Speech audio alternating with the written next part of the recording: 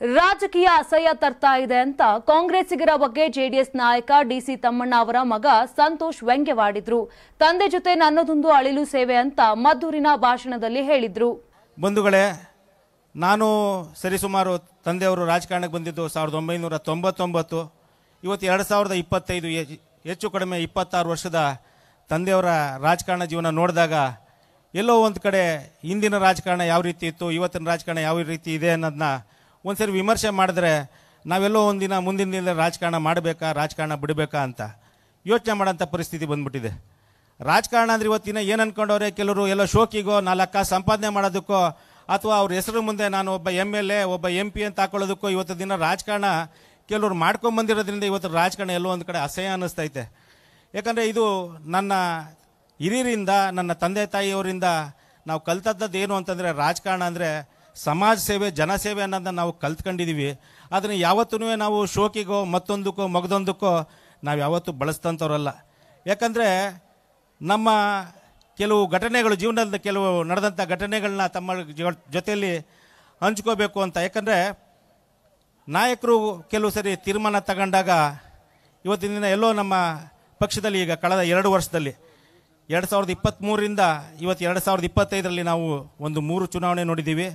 ಒಂದು ತಂದೆಯವರ ಏನು ಶಾಸಕ ಸಭೆಗೆ ಚುನಾವಣೆ, ತದನಂತರ ಕುಮಾರಣ್ಣವ್ರ ಚುನಾವಣೆ, ತದನಂತರ ಇಲ್ಲಿ ನಮ್ಮ ಏನು ಕ್ಷೇತ್ರದಲ್ಲಿ ಡೈರಿ ಚುನಾವಣೆ, ಒಂದು 2-3 ಚುನಾವಣೆ. ಆ ಚುನಾವಣೆಗಳು ನೋಡಿದಂಥ ಸಂದರ್ಭದಲ್ಲಿ 23 ಚುನಾವಣೆಯಲ್ಲಿ ತಂದೆಯವ್ರಿಗೆ ಸರಿಸುಮಾರು 27,000-28,000 ವೋಟ್ ಮತಗಳಿಂದ ಹಿನ್ನಡೆ ಆಯಿತು.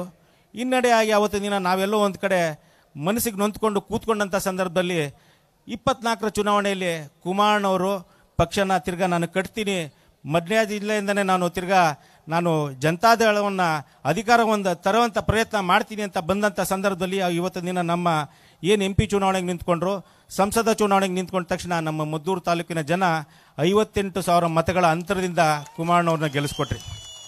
ಅವತ್ತೆಲ್ಲೋ ಒಂದು ದಿವಸ ನಮ್ಮಲ್ಲಿ ಕುಗ್ಗೋದಂಥ ಆಶಾಭಾವನೆ ಮತ್ತೆ ಚಿಗುರಿ ಇಲ್ಲ. ಸೇವೆಗೆ ಜನ ಮನ್ನಣೆ ಕೊಡ್ತಾರೆ. ಯಾಕಂದರೆ ರಾಜಕೀಯದಲ್ಲಿ ಇವತ್ತಿನ ದಿನ ಮೊದಲು ಥರ ಇಲ್ಲ. ಸೇವೆ ಮಾಡಿದವ್ರಿಗೆ ಮಣೆ ಹಾಕಬೇಕು, ಸೇವೆ ಮಾಡಿದವ್ರನ್ನ ನೆನೆಸ್ಕೋಬೇಕು ಅನ್ನೋದಿಲ್ಲ. ಇವತ್ತು ಜಾತಿ ಮೇಲೆ ರಾಜಕಾರಣ, ಹಣದ ಮೇಲೆ ರಾಜಕಾರಣ ಮತ್ತು ಹಲವಾರು ರೀತಿಯಲ್ಲಿ ಇವತ್ತಿನ ದಿನ ರಾಜಕಾರಣ ನಡೀತಾ ಇರೋದ ಸಂದರ್ಭದಲ್ಲಿ ಎಲ್ಲೋ 23 ಚುನಾವಣೆ ತಂದೆಯವ್ರಿಗೆ ಹಿನ್ನಡೆ ಆಯಿತು. ಆದರೆ ಇವತ್ತಿನ ದಿನ ತಮ್ಮಲ್ಲಿರೋಂಥ ಹುಮ್ಮಸ್ಸು ನೋಡಿದ್ರೆ ಖಂಡಿತವಾಗ್ಲೂ ಬರೋಂಥ 2028ರ ಚುನಾವಣೆಯಲ್ಲಿ ತಾವೆಲ್ಲ ಒಳ್ಳೆ ರೀತಿಯಲ್ಲಿ, ಯಾಕಂದರೆ ಇದು ಯಾವುದೇ ಸಭೆ ಸಮಾರಂಭ ಅಲ್ಲ, ಇದು ಕಾರ್ಯಕರ್ತರ ಸಮಾವೇಶ.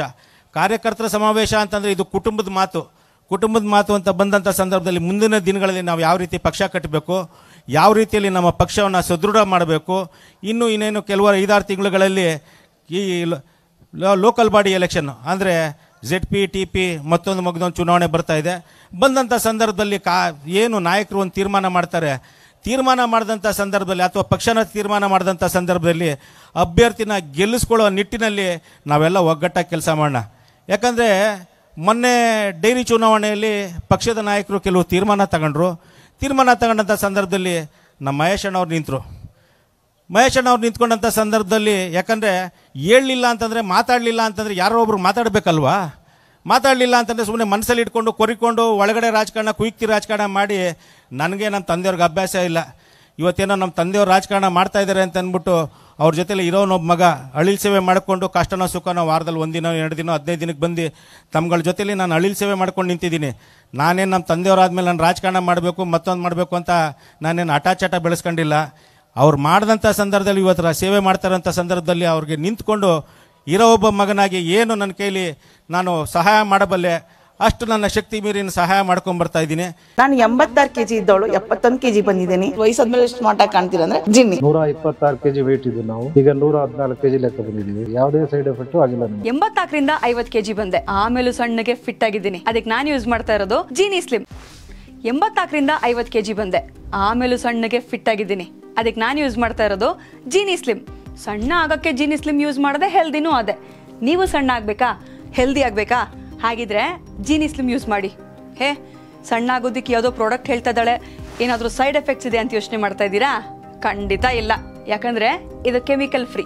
ಸಣ್ಣ ಆಗಬೇಕು ಅಂದರೆ ಜೀನಿ ಸ್ಲಿಮ್ ಯೂಸ್ ಮಾಡಿ. ಹೆಚ್ಚಿನ ಮಾಹಿತಿಗೆ ಕೆಳಗೆ ಡಿಸ್ಪ್ಲೇ ಆಗ್ತಿರೋ ನಂಬರ್ಗೆ ಕಾಲ್ ಮಾಡಿ.